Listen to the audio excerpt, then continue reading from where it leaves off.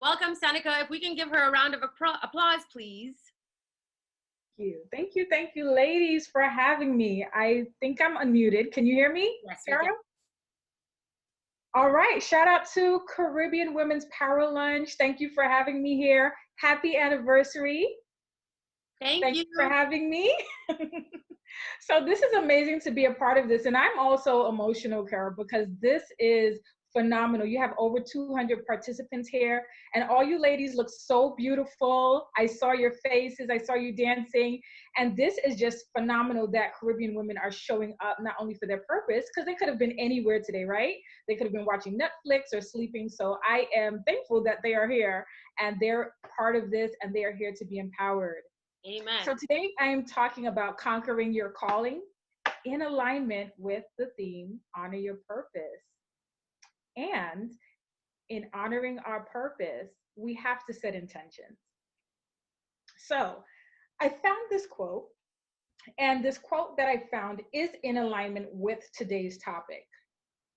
Now, I don't know about you, but every year I set an intention for myself. And when I set an intention, I usually name that year. And for 2020, when I set the intention, it was alignment. And that means that everything that I did in 2020 had to be in alignment with my purpose.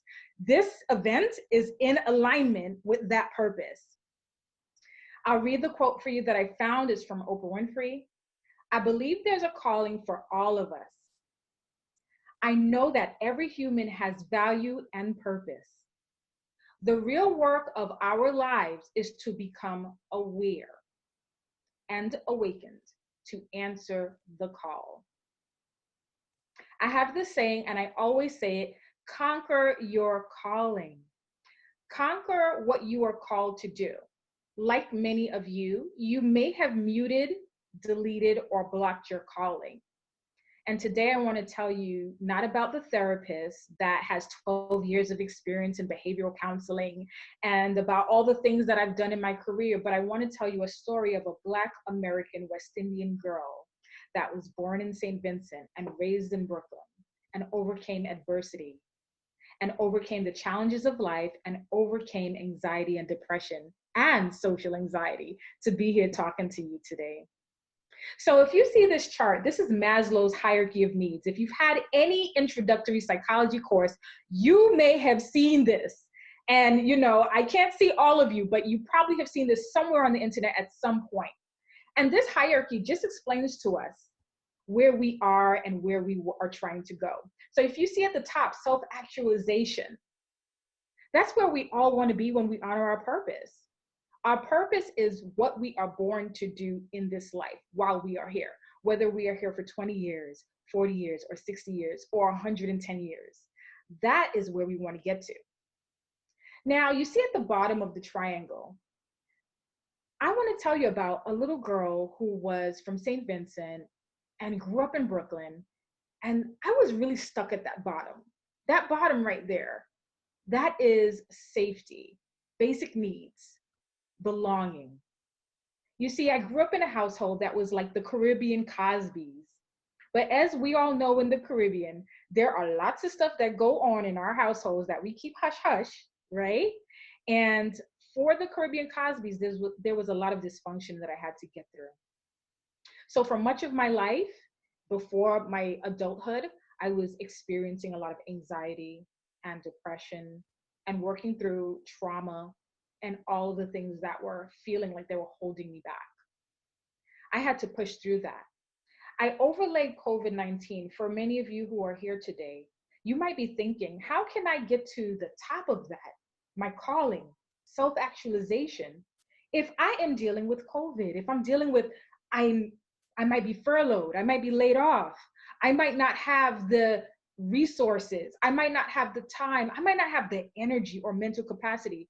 I want you to understand that COVID-19, just like all the other challenges that we go through, the disappointments, the betrayals, the job loss, the whatever is going on in your life, right?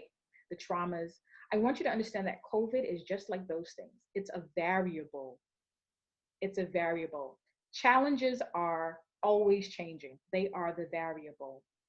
What we need to focus on is the purpose. The purpose is a constant.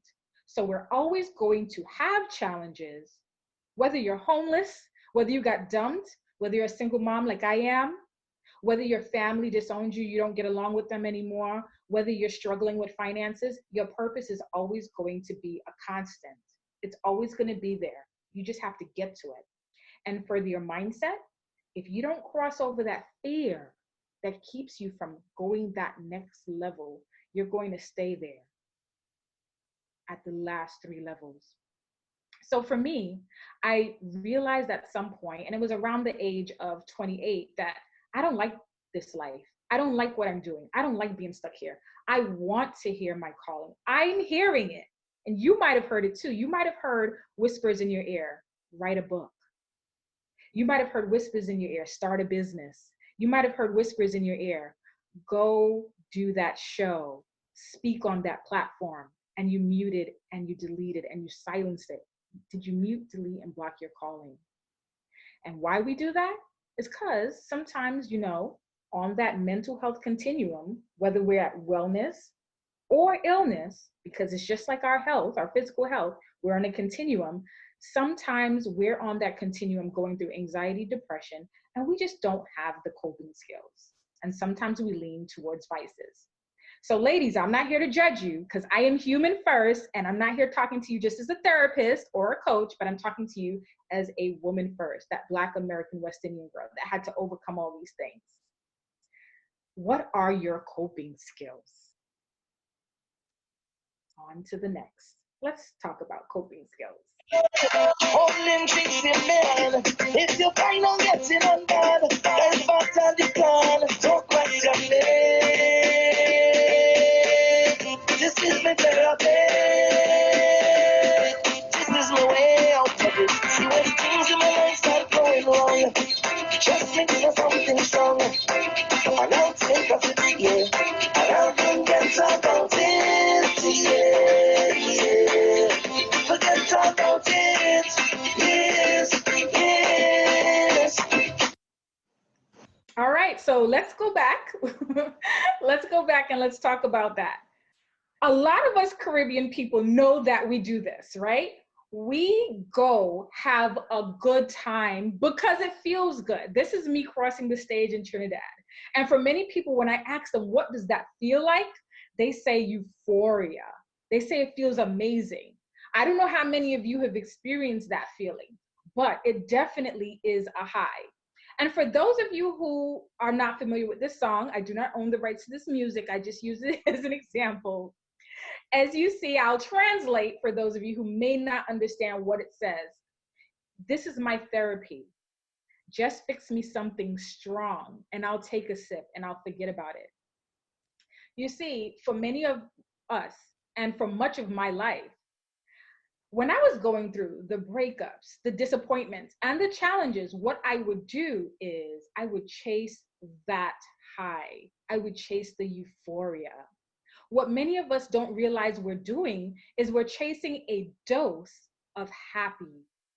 But let me tell you what that dose of happy is. Dopamine, oxytocin, serotonin, and endorphins. There's actually a book called Happy Chemicals, and it's by Loretta Bruni. And basically what we're doing is we're chasing a chemical high when we fet. Thursday, Friday, Saturday, Sunday, you would find me in a fet. The problem with that is when I left the fet and when I wasn't partying, I realized the problems were still there. I was still anxious. I was still depressed. And some of the people that I thought were friends, they weren't there when I stopped fetting. They weren't there when I was partying. So I want you to understand that there's nothing wrong with this, but do you have balance? Do you have coping skills that can help you to pursue your purpose? Do you have the people in your life that will help elevate you to your purpose? Absolutely. Can't confront what you do not pay attention to. Absolutely. So I share with people all the time that one of the things we have to do is we have to look at what we're thinking, feeling, and doing. Think, feel, and do. That's the best way that I simplify therapy to people. You go to therapy to learn how to think, feel, and do. And for many of my clients, they're professionals. They're careerpreneurs who are looking to either upgrade their careers. They want to be the CEO of somebody's company, or they want to be the CEO of their own company. Or some of them want to do both. They want to have their career and they want to have a business on the side. Now, many people don't realize when you go into pursuing this purpose, this calling to start a business, it's very emotional. It's going to trigger all kinds of things: fear of failure, fear of success, imposter syndrome. And when you're triggered with those things, you have to tap into what thoughts are you having, because your thoughts are what is leading you to the doing or the not doing. And many of us are dealing with avoidance, procrastination, and self-sabotaging because of the thought, I'm not good enough. I'm not an expert. What am I going to say? How do I look? I've had a session just this week with someone saying, I don't like how I look and sound on camera. Have you ever had these thoughts? And could those be the thoughts that are holding you back from your calling? Anxiety about your business can be managed in therapy. There are various techniques. It can also be managed with coaching. Sometimes you just need to understand how to retrain your brain to think in a different way. A lot of us are dealing with shame and guilt about who we are, where we came from. What are people going to say about us? What are they going to think about us? Do I sound dumb? Do I know what I'm saying? Are people going to laugh at us? That's the stuff that you have to work through to fulfill that purpose, to honor that purpose. On to the next.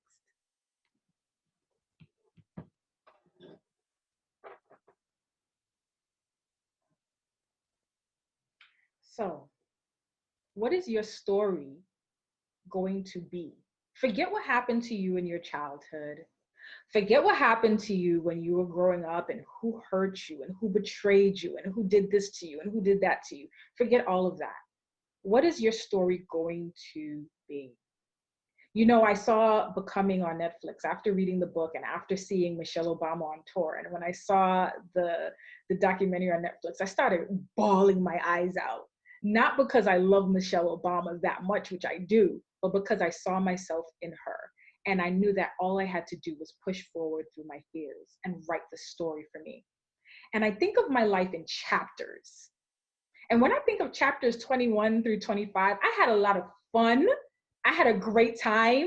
I met amazing people, but I was confused. I didn't know what I wanted to do with my life. I didn't know where I was going next.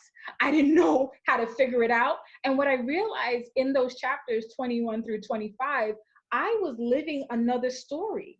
See, as a Caribbean immigrant to the United States, pursuing the American dream, much of you can relate to this, that your family wants you to be a doctor, a lawyer, a nurse, or a teacher. And that's it. So for much of my youth, I was like, I have to pursue being an attorney. I have to do this because that's what's going to get me accepted. That's what's going to get me to the top. That's what's going to get me to my purpose. That was somebody else's story. From 26 through 30 was me figuring out, who did I want to become? What is my purpose? Am I going to face my fears and answer that purpose? Am I going to go against what everybody expects me to be and write my own story?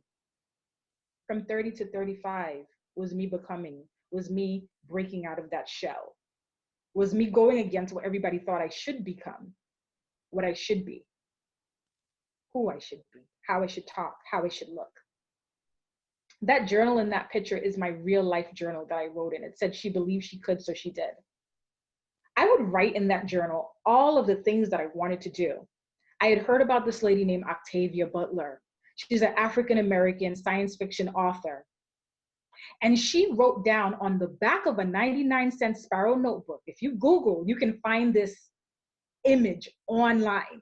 She wrote down that she will be a multiple New York Times bestseller. And I said, I want to write a manifesto. Around that time, I would say that I was around 28 when I started pursuing vision boards and vision journaling and putting into action and implementing. I hope you all are journaling today and writing down notes, because we have some phenomenal speakers lined up. And you'll take those things and implement them in your lives. You're here today for a reason and for a purpose. Yes, to be entertained. Yes, to be part of this phenomenal experience, but you're here for a reason. Tap into that reason. This could be the start of something else. Once we are post-COVID, there should be nothing stopping you. You're the only person that can stop you. So what I would tell you is, think about, where will you be in 12 months from now? Take some time to write that down. There's a great quote that I will leave you with today. It is by Louise Hay. I do not fix my problems. I fix my thinking, and my problems fix themselves. God bless you all. I hope to see you all doing amazing things. I hope to be back to the events that come up in the future. Thank you, Kara, for having me, and happy anniversary again, Caribbean Women's Power Lunch. So long.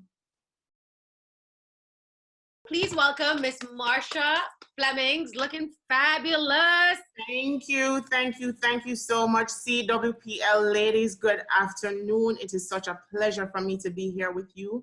And before I dive in, I really just want to take a moment and acknowledge and honor you, Kara, for creating this platform.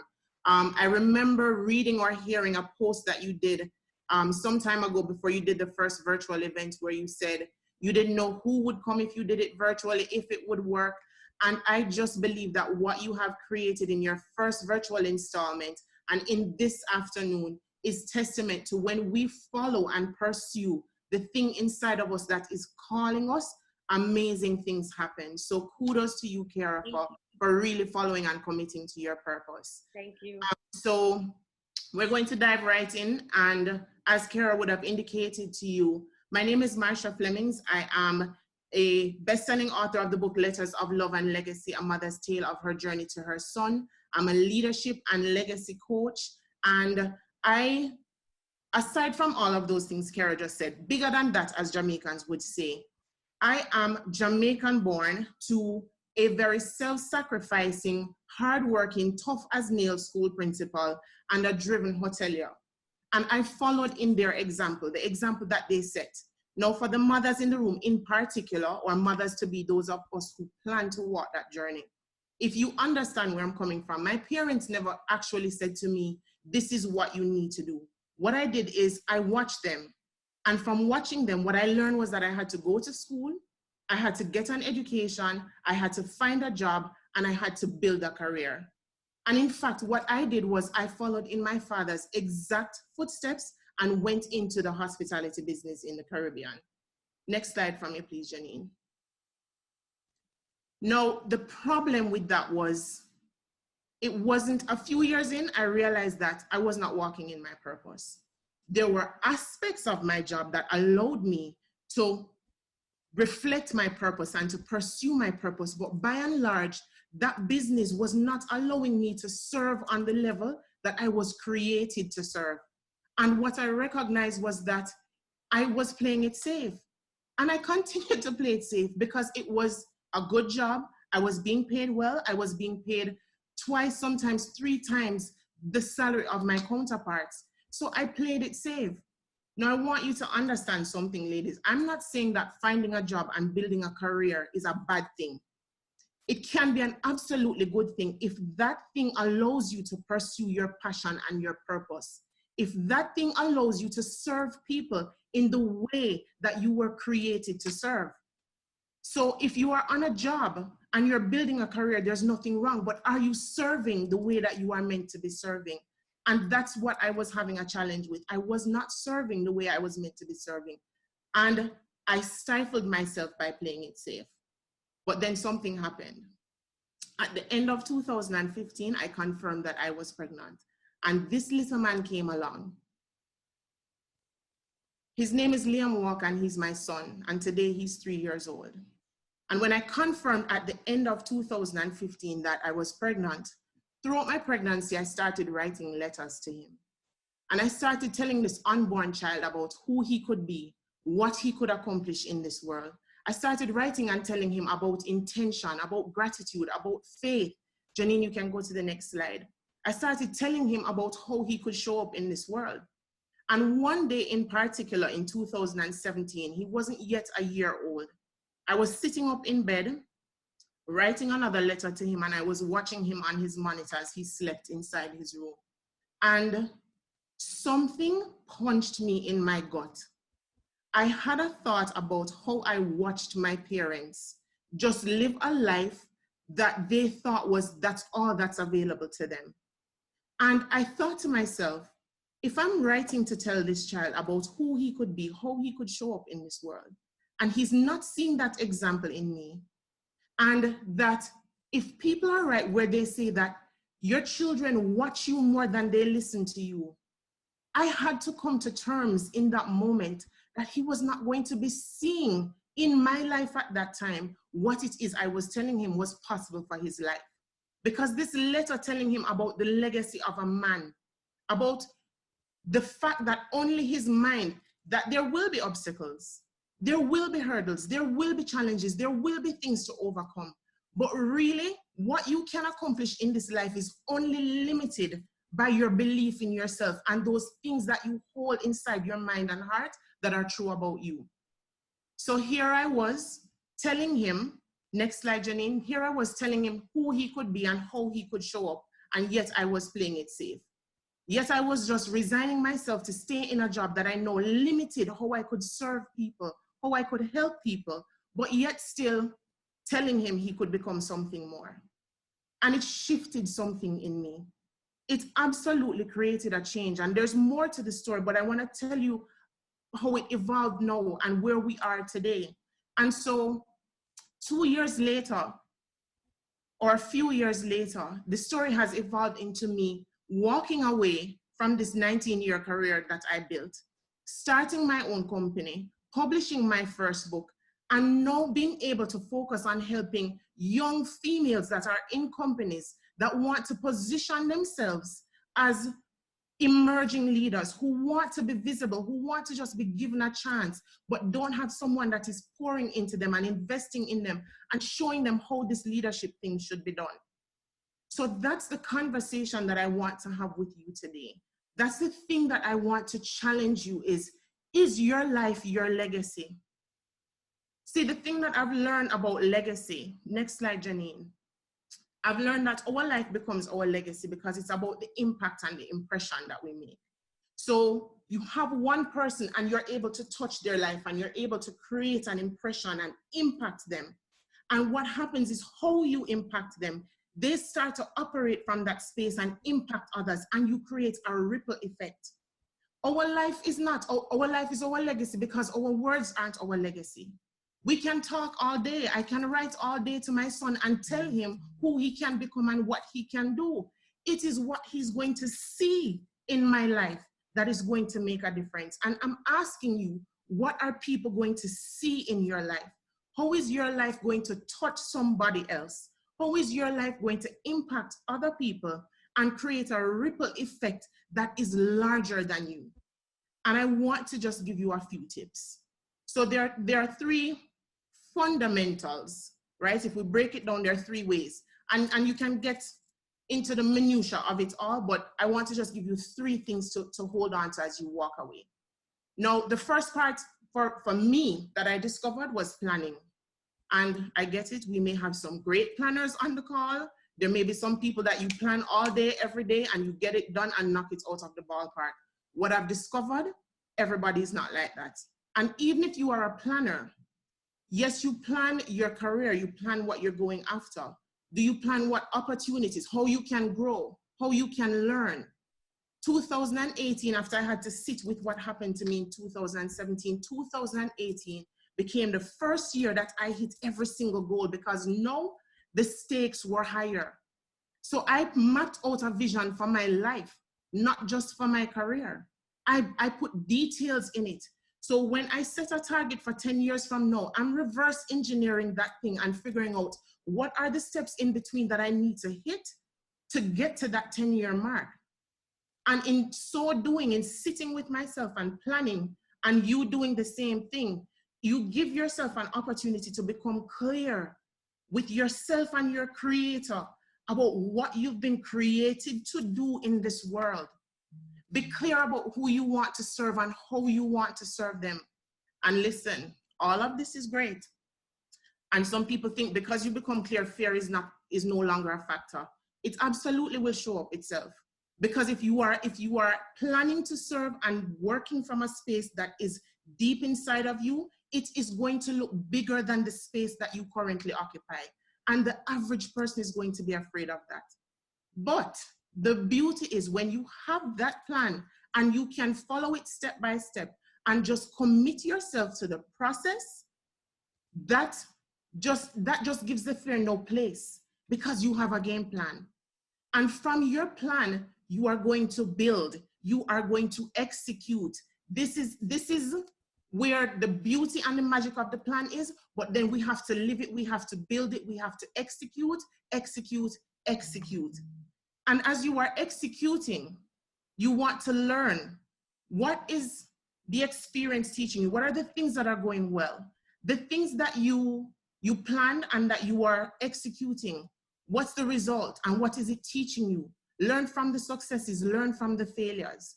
And that's how you grow and you continue that cycle. And one of the most important aspects of growing is that as you grow, take somebody with you. We are here today because Kara is growing and she's creating a platform for other women, brown-skinned girls, to grow with her. And selfishly looking at how we move along, how we progress, how we evolve, how we grow, how we learn, how we acquire success, without looking how we create that for somebody else, we've not completed the growing process, or we're not truly in the growing process. So ladies, after giving you these 3 tips, there's something I want to invite you to do. It's your turn to write. And so, as I look at some of you this afternoon, Chantel, Sybil, Goody, Tasha, Tamara, Michelle, Antandra, those of you on this call, you may not be able to complete this in this session right now. This may be something you'll have to sit with 10, 15 minutes, half an hour, depending on how transparent you are willing to be with yourself. But I want you to sit with these statements, because before you issue the plan, you have to be willing to expose the truth about yourself to yourself. So dear Tasha, dear Chantel, dear Tamara, write this letter to yourself. And because we can't get through all of it, just write the stem of the sentences. and sit with it. I love you because no matter how people hurt you, you have not allowed your heart to become cold. I love you because despite setbacks, disappointments, heartaches, you keep going. I love you because you are giving. I love you because you see the best in people. What are the things about yourself that you need to appreciate? We love on people and we tell them the great things that they do. Love on yourself. Your soul needs that. I forgive you. I forgive you for. We give forgiveness to everybody else. We give forgiveness to our partners, to our children, to our parents. And every time something comes up that we want to move towards, and we're reminded of a mistake we made in the past, we allow it to stop us. Give yourself the grace and the freedom that comes with forgiving yourself. I commit to you that. What are you committing to for yourself? I commit to you that I am going to pursue the thing that I've been saying no to for 5 years. I commit that if I have to take baby steps to move forward, I will. I commit to loving you. I commit to giving you time to think. I commit to giving you time to connect with your creator. What are you committing to yourself? Finally, I give you permission to. I give you permission to be unapologetically you. I give you permission to pursue the dream inside of you. I give you permission to speak when you are afraid to speak. So ladies, sit with yourself. I encourage you, please. Give yourself, I know some of us are mummies, we don't often always get the time to sit for hours or whatever, but as much time as you can take to sit with yourself, allow your creator to speak with you. Tap into that thing that is deep inside of you that has been calling you that you have been denying. And once you confront yourself and you are true about where you want to go, start to write the plan, execute the plan, and as you grow through it, take another sister with you. Thank you so very much. It's been my honor and pleasure to share with you this afternoon. Continue to enjoy the rest of it. Everybody knows that I'm Destra Garcia. That's my government name. And I also am known as the Queen of Bacchanal, Lucy. Some people call me Destra on stage too. But I just like to explain the difference between all these people, because we're talking about honoring your purpose. And for you all to understand how I feel about that, you all need to understand how I think. So Destra, there's two dynamics to Destra. There's Destra, the mother, the wife, the daughter, the sister, the friend, and there's Destra, the entertainer, the vocalist, musician, writer, producer, entrepreneur, right? Then that's one whole person. And then there's Lucy. And now I wrote this down so that I wouldn't lose my train of thought, right? So Lucy is the female platform that brings to life and embodies the otherwise hidden expression of myself. All the things taboo or things frowned upon by society, example, my behavior when I'm Lucy, or my dress code when I'm being Lucy-ish, right? So that's the second persona. And then there is QB. QB is a combination of both Destra, the artist, and the Lucy expression. And then she has her own vibe. At the end of the day, she's just the stage persona that wants everybody to mash up the place and get on bad and whatever. So that's QB that people see. Right? So for me, knowing, what we saying, honoring my purpose would be definitely one, knowing and being true to myself. By that I mean like my values, my beliefs, my achievements, my goals, things that I want for myself, things that I grew up wanting, things that I believe that I can have, you know, and I'm passionate about. Number two, being happy with the person that I am, right? Despite everything else. When I look in the mirror, the person that I see I'm happy with, when I say something, the things that I say I'm happy with, you know, so for me, that's being happy with the person that I am, right? And happiness breeds that positivity and light to everyone, right? There's a level of confidence and self-esteem that comes with that. Happy people attract other happy people, and you don't want negative people around you at all, because that takes away your sense of security, well, at least for me, right? So you're surrounded by a secure circle that is the right circle. And if you're happy and in full acceptance of yourself, then you care very little about what haters and other people have to see. So they have absolutely no power over you. And I think that's how I strive, really. I kind of zone out the negative, you know, and it's easy to do that when you're comfortable in your skin or you're happy with who you are. And we're all different, you know, but I'll get to that in a second. So figuring out your purpose and then honoring it. That's my number 3, right? This should be easy as long as you're self-aware, right? You're not going to be looking on Instagram and seeing what somebody else is doing and feeling like, you know, maybe I should be doing that. Or why do they have more followers than I do? Or, you know, trivial things that really don't make sense and really doesn't matter, you know? As long as you're self-aware, though, you have to be prepared for criticism. You know, number 1, no two people are the same. So I'm not the same as you, you're not the same as me, you know, and you won't get everybody's support for being true to yourself or being who you are, right? And then you have to know the difference between constructive criticism and destructive criticism. You have to know the difference between the people that just want to pull you down. You have to know the difference between someone that knows you from Adam, like from the beginning, and says, well, you know, that's right, I think you're going, of course, you know, that's not like you. You have to know if that person is being sincere or if that person is just trying to, you know, they find you too happy, so they want to make you sad and they want you to be like them. Unhappy people like company, trust me. So you have to know yourself enough to know when somebody is just giving you that criticism to the point of helping you to go further or helping you to find back yourself so that you get back on course, or if someone is just trying to, you know, carry a vibe. So my number 5 now would be, when in doubt, whether you're making a wrong move or taking a wrong turn, then you go back to number 1, which is knowing and being true to yourself. Resorting to, what are my values? What are my beliefs? What were my achievements again? Did I achieve my goal? You know, so you get back to that point. So now let's talk about purpose. Compartmentalizing based on what or who is needed at that time. That's me. Now, I could either be any one of those people that I talked about. I could be Destra, I could be Lucy, I could be QB, right? So it's according to what's needed at the time. If I'm home or if I'm in this, you know, Zoom chat right now, I need to be Destra, true to myself. I'm not performing, right? So there's no need for certain aspects of Lucy. There's no need for certain aspects of the Queen of Bacchanal. I'm just Destra, you know. I'm true to myself, true to my spirit. I can talk to you from my heart, and you know exactly where I'm coming from. So, you know, there's Destra, there's QB, there's Lucy. And depending on who I need to be, that's who I am at that time. When I'm working, I'm working. When I'm not working, I'm not working. Which means if I'm with my family, I'm with my family. You know, I'm not going to be thinking about, okay, what I'm going to do on stage tonight. That's a whole different mindset. And that's when I become the entertainer, you know. Acceptance.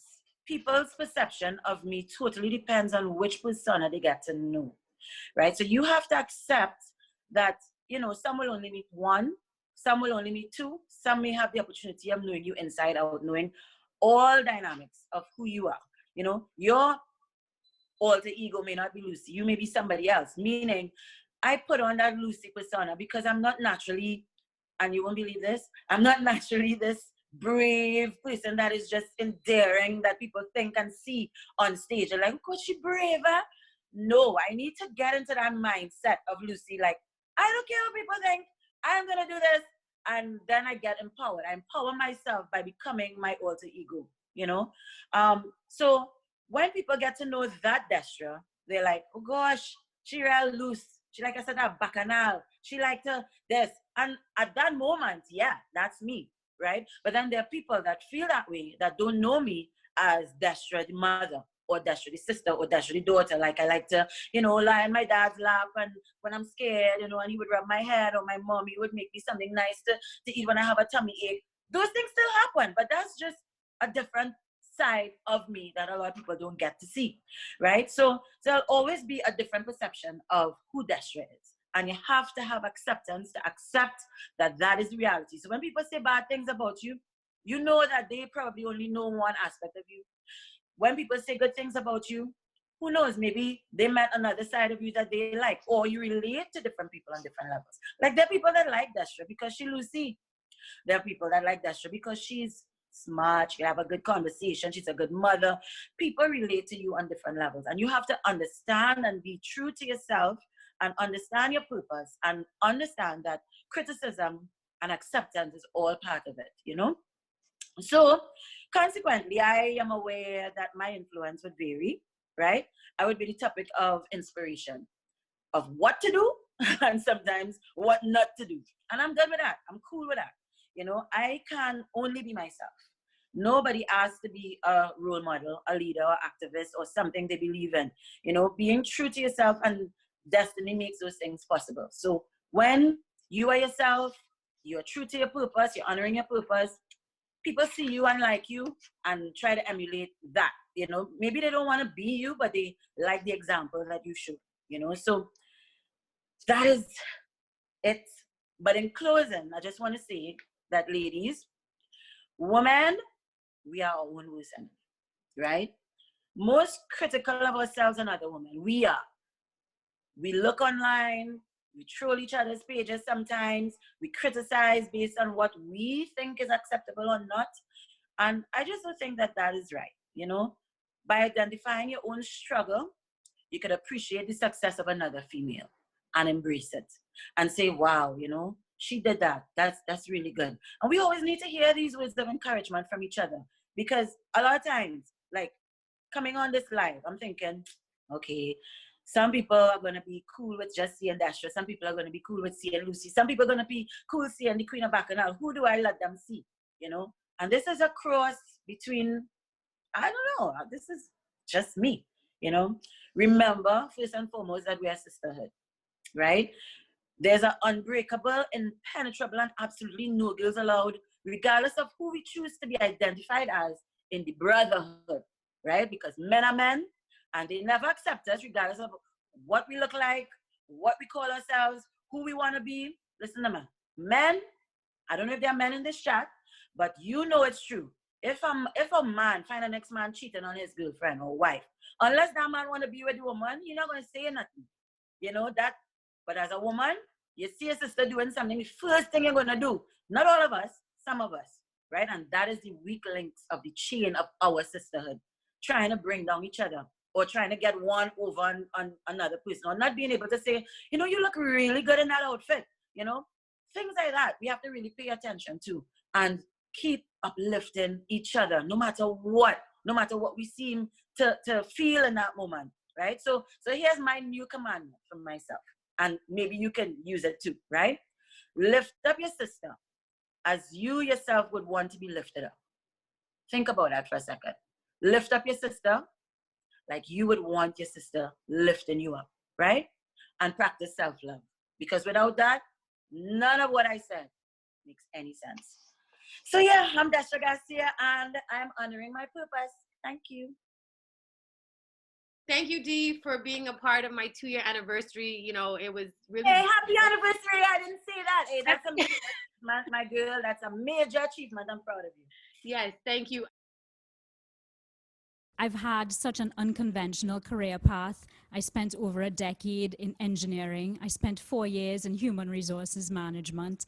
And only within the last 2 to 3 years, I really found myself, and I'm trying to be true to myself as a pianist and as a musician.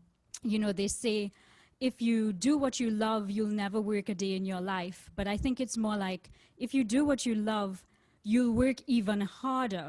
It's going to be worth it because you finally found something worth working for.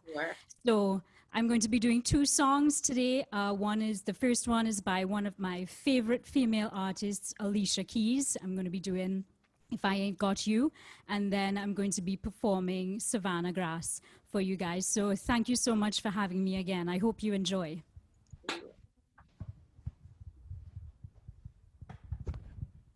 Ooh, my pores raising. We didn't even start yet. Just give me a thumbs up if you can hear my audio. Okay.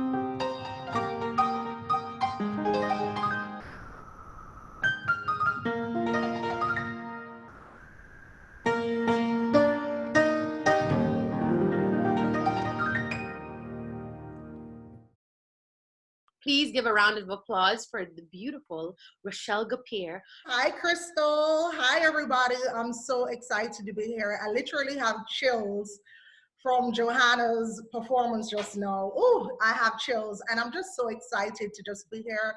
Kara, thank you for what you're doing for our community, for building this platform for women to just see themselves, for us all to operate in our greatness and to just understand that we are all going through the same things. Even if not at the same time, we can all learn from each other's stories. And I'm just so proud of you. I know your mom is proud of you, and watching you operate in your purpose is just so exhilarating. It is very inspiring, and I'm just so proud of you. So I am grateful to be here, as I said earlier. And so before I ever speak to audiences, I always pray. I ask God to use me until I overflow, to give the right message, the right word, whatever it is that He wants to amplify through my voice. And so last night, as I was going to sleep, I was like, okay, God, what do I need to say to these women today? And lo and behold, at 5 a.m. this morning, I was awakened out of my sleep. And the verse that immediately came to me was, I knew you before I formed you in your mother's womb. Before you were born, I set you apart. I knew you before I formed you in your mother's womb. Before you were born, I set you apart. And it literally gave me chills because I've heard that verse many, many times, right? And so God has set us apart. God set Kara apart to do this platform. God set me apart to do my happiness coaching. God set the teacher apart to teach her kindergarten class. God set Destra apart to sing Lucy. And so when you realize what a miracle it is that we are here, and so I Googled it, what are the odds that you were born? And the odds are 1 in 400 trillion that you were born being you. 1 in 400 trillion that sperm and that egg collided to make you the miracle that you are. And so today, if there's anything I want you to take away, is that you should act like the miracle that you are. You are an absolute miracle. And I want you to type it in the box. I am a unique, unrepeatable miracle. I am a unique, unrepeatable miracle. And so I want you to show up in this world, and I want you to take up space. And any morning you wake up feeling like you're not enough, you need to repeat 1 in 400 trillion that you are here. God never made a mistake to bring you here for this moment. 889,000 Americans are not alive today, but you are. And so once you have life, you have hope. Once you have a pulse, you have possibility. So I am driving this point home that you are here for a reason.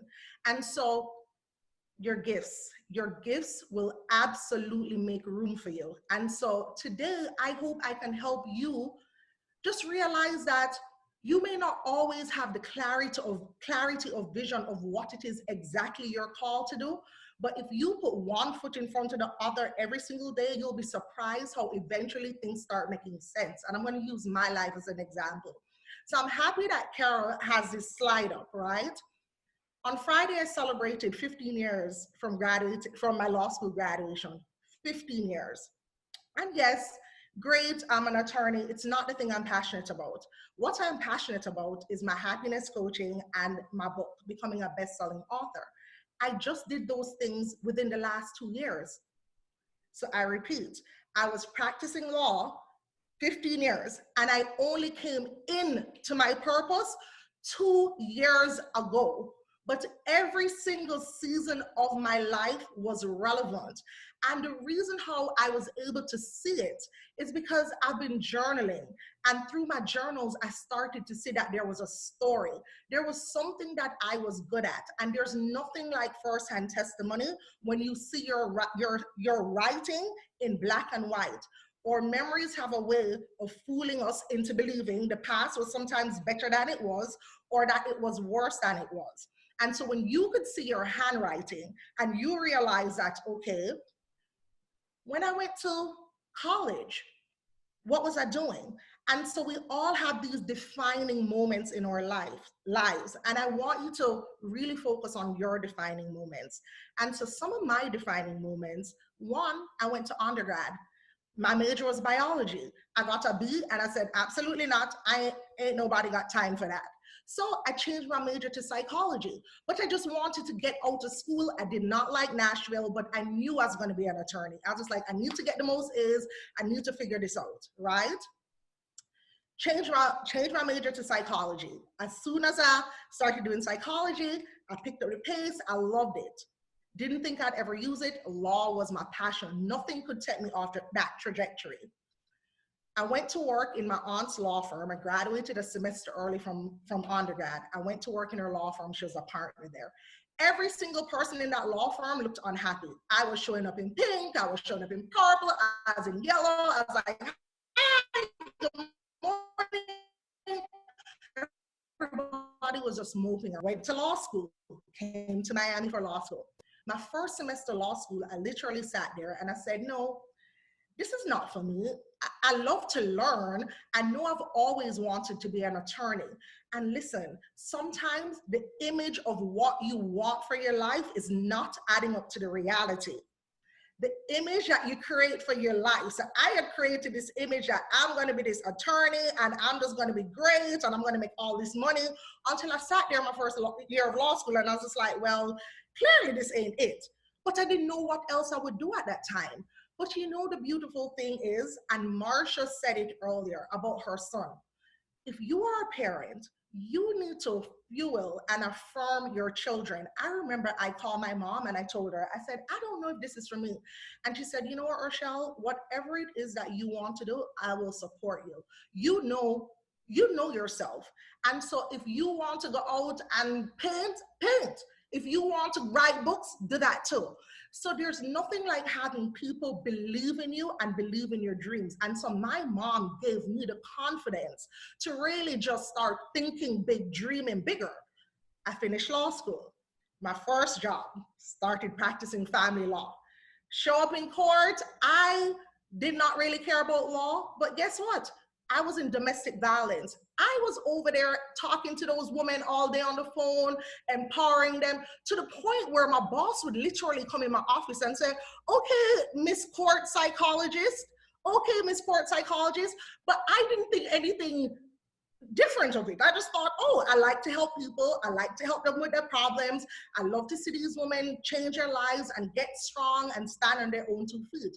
Not knowing at that moment that God was preparing me, using that environment to cultivate the skills to stand in front of you now, 255 women. Those days I was just in my office talking to Miss Lopez, Miss Brown, Miss whoever. I didn't know that God was using that stage, that platform. There are no wasted seasons in your life. There are no wasted seasons in your life. So fast forward. I'm still practicing family law, but there's that gnawing sensation that this isn't for me. It started weighing me down, and one of my clients was tragically killed. Bingo, a red flag went off. I said, this is not sustainable. This is going to make me jaded, and it's not going to be good for me, good for my energy, right? Serendipitously, a job fell in my lap. The same job I have right now, healthcare law. I did not know anything about healthcare law, but guess what? I was like, I can learn anything. I went over there, started making money and doing a job that intrigued me, interested me. But more than anything, God put me there because that environment enabled me to have side hustles. Yes, it enabled me to have side hustles. I didn't know that I was going to be placed in that position to then start building out other areas of my life that were important to me, right? While I was there, I did an event marketing company with some attorneys, and we all started planning these incredible events, yacht parties, dinner parties, blah, blah, blah. Long story short, defining moments. I want you to be very clear about yours. The defining moment that has absolutely shaken my life to the core in my 30s is the end of a long-term relationship. Let me tell y'all that having the image of what you believe your life should look like and your reality not being what it is they're not coincided. It is real. I was dating this guy, and in my mind, I just knew he was going to be my husband. We were Miami's power couple, and we were just going to be doing the damn thing, right? While dating him, I realized that I started not really paying attention to my goals as much or my purpose as much, and I started hitching my cart to his star. So many times as women, we will hitch our cart to a man's star, right? And it was great when it was great. But when the relationship got rocky, all of a sudden, everything started to just fall apart. I started to have this gnawing sensation that there had to be more in my life. And I remember at that point, I kept saying, God, there has to be more, there has to be more, there has to be more, there has to be more. Lo and behold, the relationship ends, it runs its course. And I did not know at the time that that rejection is what would have catapulted me into my purpose, right? And I wrote this down. Sometimes the most powerful messages arrive in packages we find hard to accept, such as painful experiences. Sometimes the most powerful messages arrive in packages we find hard to accept, such as painful experiences. And it was the hardest thing I'd been through. I was so used to getting what I wanted. And let me tell you, having to really sit there and be like, okay, Rochelle, what you desire is not desiring you right now. So you're gonna have to learn how to pivot. You're gonna have to figure it out. Are you gonna stay here and be miserable, or are you gonna just figure out this new chapter?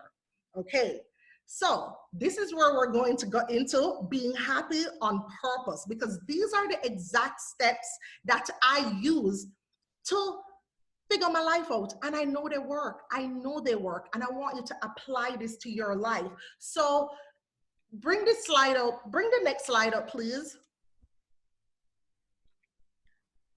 I want all of us to take a moment. And so write this down or screenshot it, because I want you to sit with this reflection.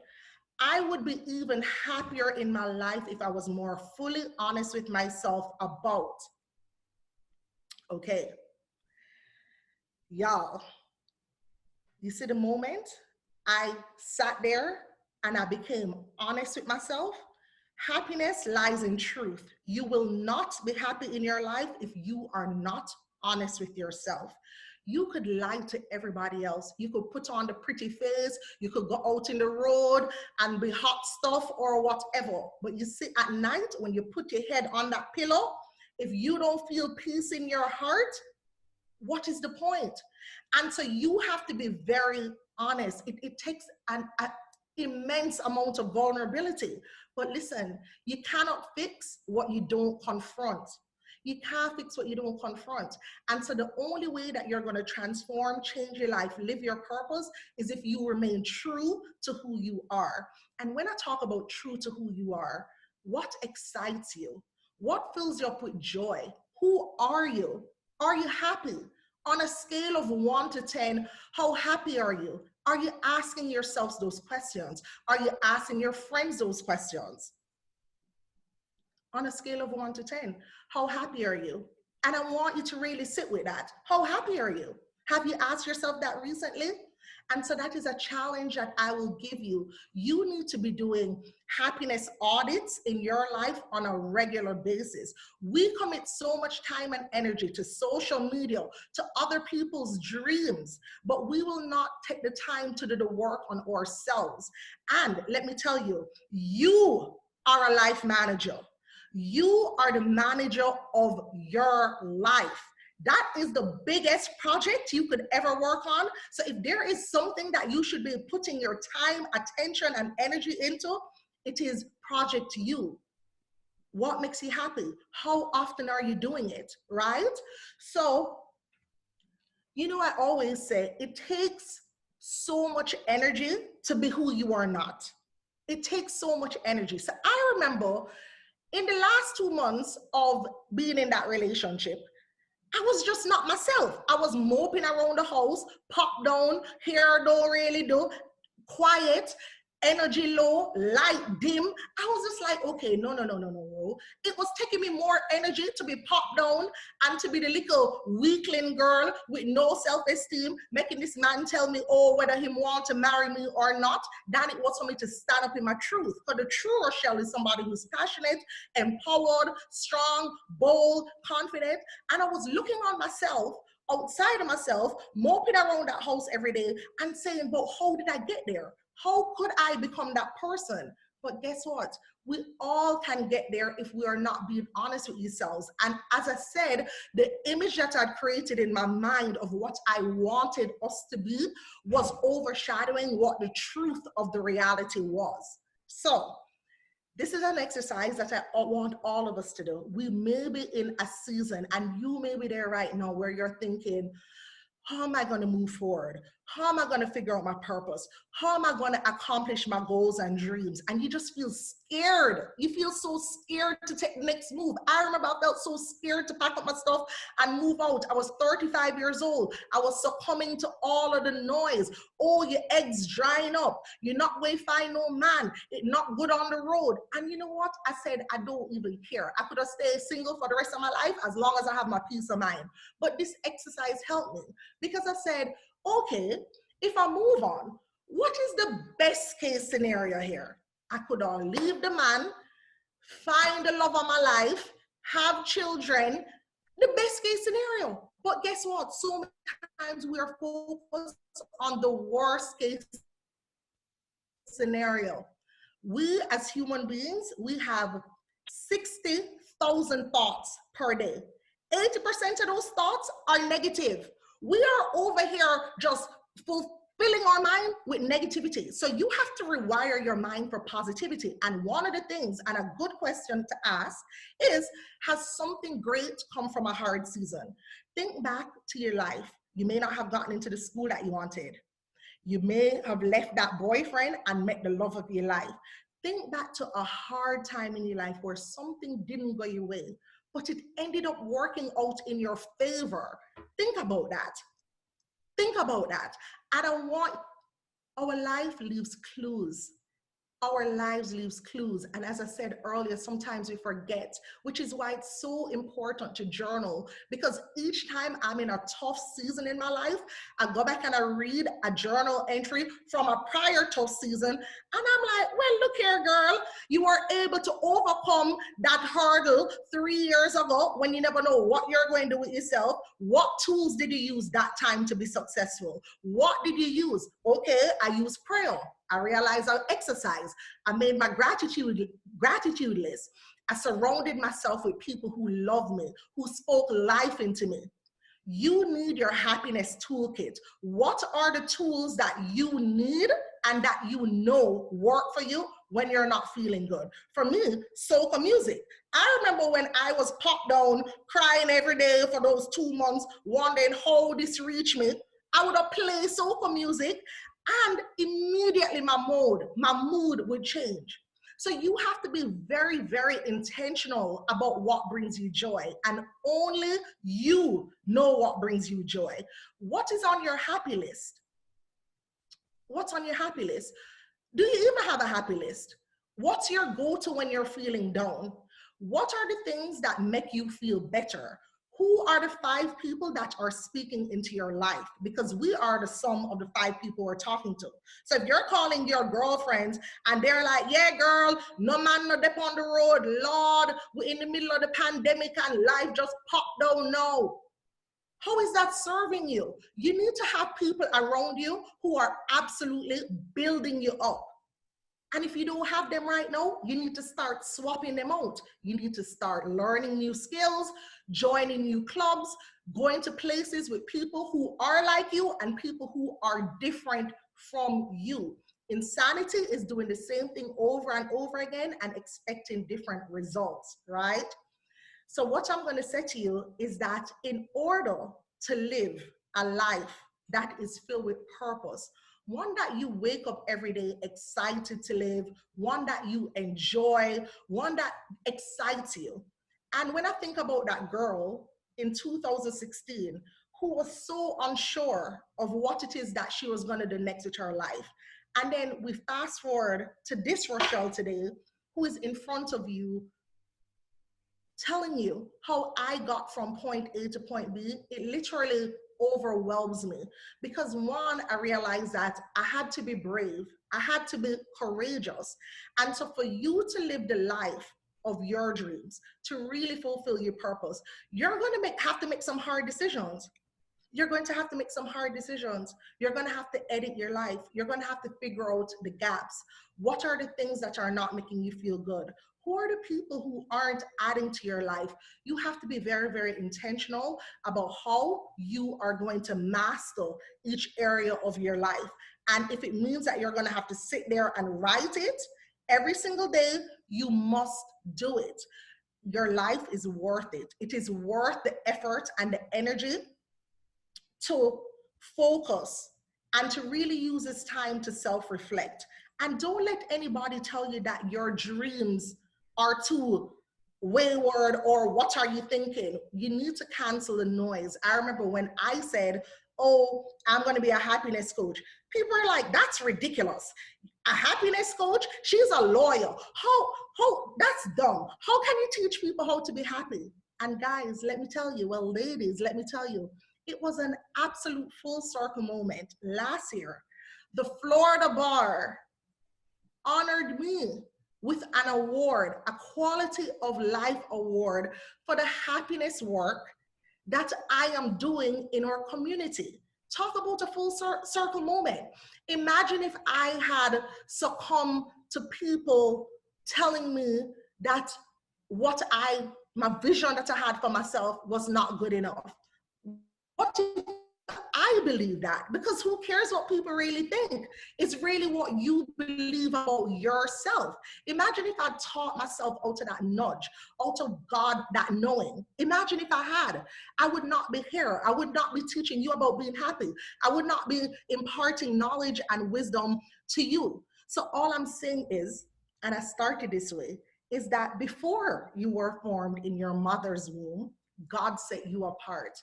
You have a special gift. There are 7 billion people in this world. There is somebody who wants to buy your hot sauce. There's somebody who needs to read your book. There's somebody who needs to buy your floral arrangement.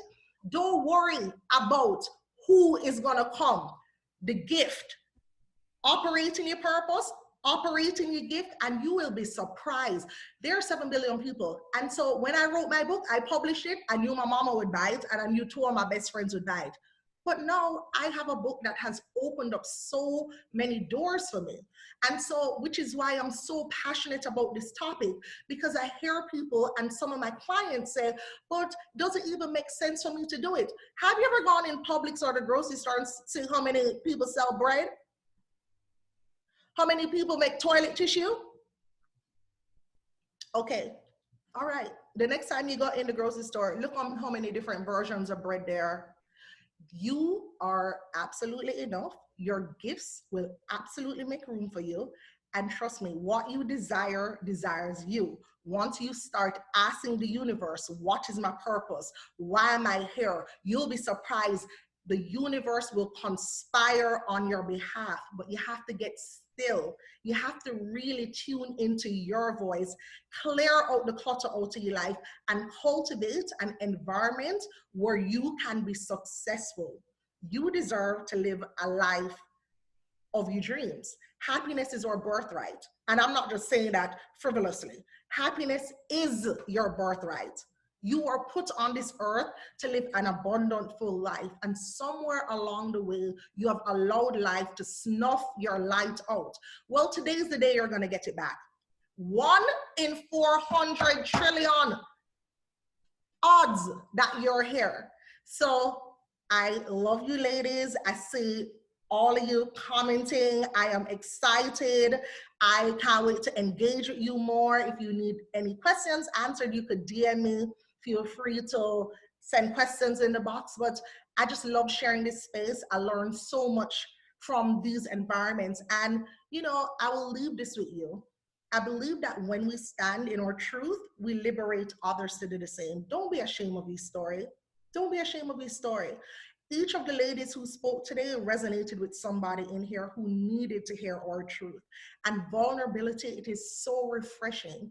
Give the people in your life the opportunity to speak their truth without judgment. And you show up in your life and speak your truth without judging yourself. Give your friends the platform, the environment to say what's going on without putting your opinion on it. Just listen. So many of us just want somebody to just see us, just to hear us, to just give us a moment. And as women, we have on the superwoman cape and we just have to act like we have it all together all the time. Well, guess what? I do not have it all together. I'm a happiness coach. I am all these things, whatever. And there are days I wake up and I don't know what is going on, confused. And I own it, because it is in owning it that I am able to fix it. So listen, I love you. I am grateful that iron sharpens iron. And I just pray that you will continue sharpening me, holding me accountable for being my best self. And I will absolutely hold you accountable for being your best self. Thank you.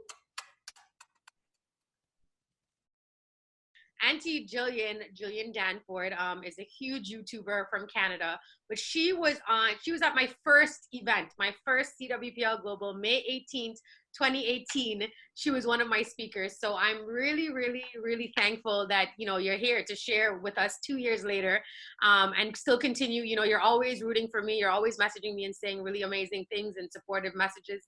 So I just wanted to highlight you to say thank you for believing in CWPL from inception.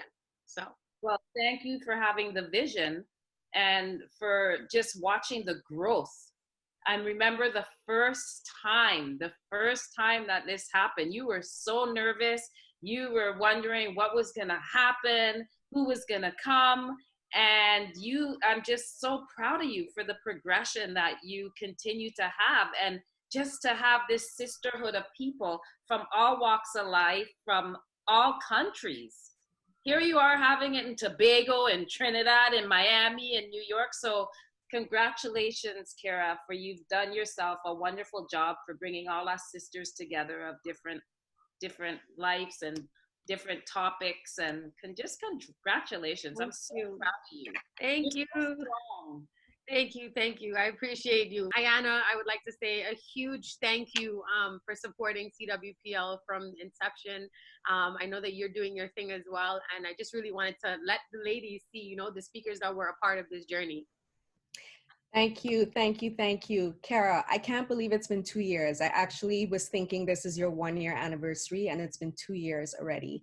And that first time, I think I knew you for quite a while before in passing. And so to hear you really, seeing that you're stepping into what you were meant to be doing and, different level of passion and different layers, it was just an amazing thing. And to see it all come together, that's inspiring for any of us who are trying to embark upon anything. The speakers today were amazing. The speakers on the first day, Auntie Jillian, they were amazing. And I just love the way that you are moving through the Caribbean diaspora and really challenging us to step into our uniqueness, our purpose. So thank you for having me. I'm honored, and I'm really, really happy that I can make it today. I just want to shout out Carla for, again, same thing, just being a part of this journey, and for wanting to support this initiative and this movement, and continuing to just, do great things for women. To be here and to be part of this. And, as we know, we've talked about, we're not often taught in Caribbean families to talk openly about our hardships and our adversities. And what you're doing here is actually life-changing. So I just want to share that this is a platform that is changing lives for people that are speaking and for people that are listening. And it's really been such an honor to witness your journey and to be part of this. Thank you. Thank you for being here today. Thank you so much. Thank you for being a part of CWPL. Thank you so much for having me, and thank you for doing this. I think, as we keep listening to everybody's experience and the stories that they tell, that they're so powerful in helping us tell our own. And I think in the chat room, I was just saying that, it's really important for us to tell our stories and to become vulnerable and to be inspiring to others, even when we don't think we are. So, and you're a huge inspiration to me with all that you do. So thank you. It's all about showing love to each other. And these are women that have all supported me throughout this entire journey. So Wendy, hi Wendy. Hello. Wendy, Everyone. Wendy was a speaker. Yes, we can. Was one of my speakers in Trinidad last year, the first Trinidad event. She flew in for the event. She's one of my big sisters, and you know, someone who has just always believed in me and has always been there to support the CWPL journey. So Wendy, thank you for all that you do, and thank you for continuing to believe in both myself and the brand. Of course. You know, I mean, I think, you know, this today's topic is, right, living in your purpose, or, you know, connecting with your purpose. And I want to say that's how we've been talking about CWPL for the last 2 years. And I keep saying to you, this is, you have to keep doing it. We got to figure out how to keep it going in the COVID times and really maximize this platform. But you're onto something. I continue to tell you that. And it's evidenced by the impact that you're having on all of the women that attend these events. So just keep doing what you're doing, Kara, and it will all come to be what you want it to be and more. So thank you. How to tell the difference between having to push harder for a dream or being redirected to something else?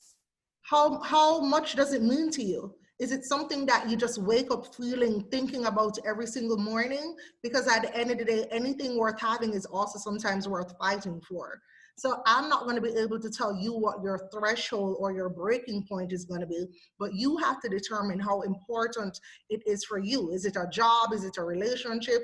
But there also is a point where you realize that you're putting too much energy in a situation and the ROI, the return on investment, is just not worth it. So sometimes he asks a question, you know, what is this here to teach me? And you take the lesson, and that lesson may be, oh, patience, that you need to put in more energy, or the lesson may be, oh, I need to just call a spade, take this one as an L and use the energy and experience that I've gained from this experience to propel me to the next one. But only you will be able to really come to terms with what it is that you want. And you have to be honest with yourself. Your gut knows. When you get still, that deep, that voice, it's like a little voice right down in your gut, in your heart, that it's an annoying sensation, but you have to get still to hear it. And do not keep asking everybody about this question. Get still, write down your thoughts. And after 2 weeks, journal, and go back in your journal 2 weeks later, reread your train of thought, and you'll be surprised how your life will give you clues. How do you know when you have reached into your purpose? I feel like I've made so many mistakes along my life, including I think I came into a marriage I should not have. I do not own a house. I still live at my in-laws with 2 kids, and I'm 42. Seriously, because of my husband. How do I move forward? Okay, so that one is heavy and has a lot of compartments. To go to the core of the question to understand whether or not you're operating in purpose, I fully believe that we're all designed and created by a being, and I identify that being to be God. And so I cannot ask Lexus about a BMW vehicle. I cannot ask BMW about a Lexus vehicle because they did not create that vehicle. And so the purpose that a thing was created for is decided on by the creator. And going back to something that Rochelle just said a while ago about being still, there are answers inside of you, but we are so bombarded with everything else, with the busyness of life, with social media, with what's happening on the TV, with the children, with the family. We're so busy that we cannot hear ourselves, and we cannot connect to our GPS, which our internal GPS is our God placement system. That is what is guiding us, but we have to be still. We have to take a step back. We have to spend some time with ourselves. Rochelle spoke about what she birthed over the last 2 years, and it was the same thing with me. And 2018, I had to commit to being still. I had to commit to getting in touch with what was meaningful to me, what was coming out of me. Rochelle's happiness comes out of her naturally. Writing comes out of me naturally from the age of 8 years old. So the answers are actually inside of you because they were created in you. The seed is already there, but you have to take a step back. And if you're having a challenge working through that, then maybe you need to connect with somebody that is able to guide you through that process. Mm-hmm. How does one coach themselves when they have no one to, as in career path and other aspects of life? How does one build oneself up? Okay, that's a great question because many people don't know where to begin. And what I'll tell them is actually where I began with self-coaching is by attending conferences like this, women's empowerment conferences. I started listening to podcasts. I started reading books. There's a great book by Valerie Burton, How Successful Women Think. I started going more into personal development myself and exploring before I even hired a coach to help me and support me. So I would say you have some assignments to do. Start reading, start researching, start writing in your journal and doing your homework on yourself. And I tell people, especially women, when you see yourself the way God sees you, you will become unstoppable. I had to see myself the way that He saw me and understand that there are things He wanted me to do. And I had to listen to what He was telling me, not my parents, not my friends, not the haters or anybody else. So I hope that helps. I am truly, truly, truly, truly, truly, truly grateful to God, to my mom, to you guys for being here with me on this journey. You know, I can't believe that I'm at 2 years. I started this event in May of 2018. And, you know, like I said with Jillian and Ayanna, I did not know what this was going to be. I thought that maybe 20 people would come. I'm doing this Caribbean Women's Power Lunch in Toronto. Like, nobody knows about this concept. Is anybody actually going to attend? You know, and I pulled together the event in 3 weeks. I was flying in from Trinidad. I was going to be in Toronto for 2 weeks. And I said, I'm going to do this. I spoke to my big sister, Janelle, and we were like, okay, this can happen. Got a venue, got branding done, got the logo, got the speakers, got everything. And the first event, the feedback from the first event is really what made me sit back and say, okay, this is something that's needed. This is something that I need to continue doing. It was really beautiful. It was really powerful. It was exactly the energy that we have right now on this Zoom live. And you know, one thing about the virtual event is I didn't think that I'd be able to create something that would emulate the experience that we had at a physical event.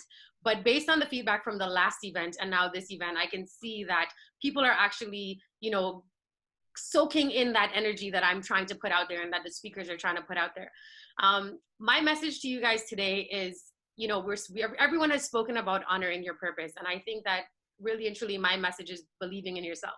Because when I decided to do this, I didn't know what this would be. And I listened to the message from God and I honed in on that. And, you know, He kept pushing me to keep going. He kept saying, you know, like, this is needed in the community. This is something that you are here for. So I continued, no matter the struggles, no matter everything that I went through, the ups and the downs and the lefts and the rights, I continued to believe in myself and I continued to believe in this brand. And 2 years later, you know, we've had over 50 speakers. I've had over 1,500 attendees attend these events and believed in this journey and believed in, you know, this product. So I hope that each of you, you know, no matter how small your idea is, I hope that you guys, if it's something that you're passionate about, and if it's something that you believe in, and if it's something that every morning you wake up and you think about, go after it. I was interviewed yesterday. Shout out my girlfriend, Nadia, who her brand is West Indian Americans. I just did an interview yesterday with her.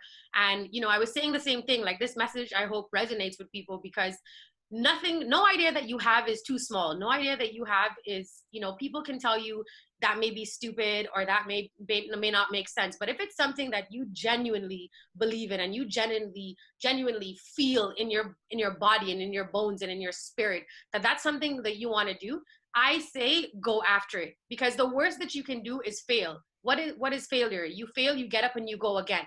That's what failure is. You learn from it and you keep it moving. You know, failure is not meant to keep you down. You learn from that lesson and you keep going. So continue, everyone, to just walk in your truth. Believe in yourself. Believe in what you have to offer to this world. God has blessed each and every one of you with a talent. God has blessed each and every one of you with a gift. Each and every one of you is unique in your own way. I continue to stress this point all the time. I am not Janine, I am not Marsha, I am not Rochelle, I am not Seneca. And although all of these people may be speakers, or all of these people are about women's empowerment, or, you know, we're all on the same path, that does not mean that I need to compete with them, because I have my own lane. I have my own lane as they have their own lane. So remember that even if you see another woman that may be doing the same thing as you, she's a DJ or she's an event planner, her path is not your path. Do not be intimidated by somebody else's success. Do not be intimidated by someone else's journey. Do not be jealous of someone else's journey. God gave you your own gift. Hone into that gift. Listen to that voice, because every day he's giving you a message. I say that to you now, and I have my pores raised. Like, God will, if you sit and listen, Anissa tells me this all the time, if you sit and listen, you will hear the messages that are coming to you.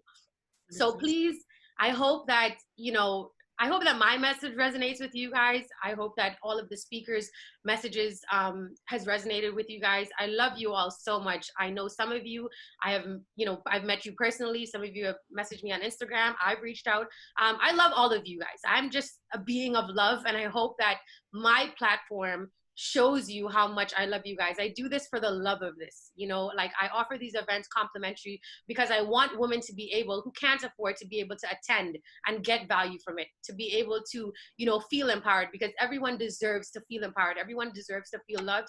Everyone just deserves to feel like you have a sister looking out for you. I saw this quote online. It didn't say who it was from, but when you honor your purpose, you honor the truth of who you are and the truth of who everyone else is. And in doing so, miracles start to happen. So honor your truth, and that, you know, just live in your truth, live in your purpose, and listen to your calling. Thank you. I didn't know that I would be here today. I didn't know that I would be here 2 years later. I wish that my mom could have been here today. I know she's here in spirit. But I wore her chain today. I have her rings on. I have her earrings on. So I know that she's here in spirit. And I do this for her. CWPL is her legacy. My mom has always been about uplifting others. My mom has always been selfless. She's always been a giver. She's always been kind. Everything that she always did was always to help other people.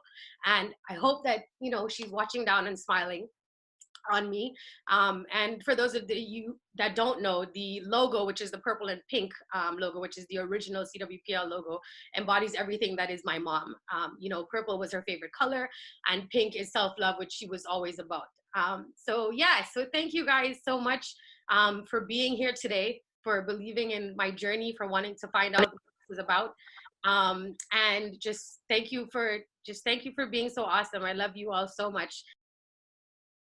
To summarize, it ties in with Kira, just with her mom also being, you know, the guardian angel looking over her. So congrats on your 2 years. And only way is up from here. Thank you. Oh my gosh, this is so pretty. Thank you, Chels. You're welcome. This is what Caribbean Women's Power Lunch is about. I'm supporting you, you guys supporting me. I wouldn't be here today if it wasn't for you guys. CWPL would not be what it is if it wasn't for you guys. And I hope that I'm contributing to supporting you guys as well. So again, thank you all from the bottom of my heart for being here. I will say thank you 1,000,001 times, because I couldn't have done it without you guys. And I know that my mom is shining down here because she brought all of you guys here online with me today. So thank you guys for everything.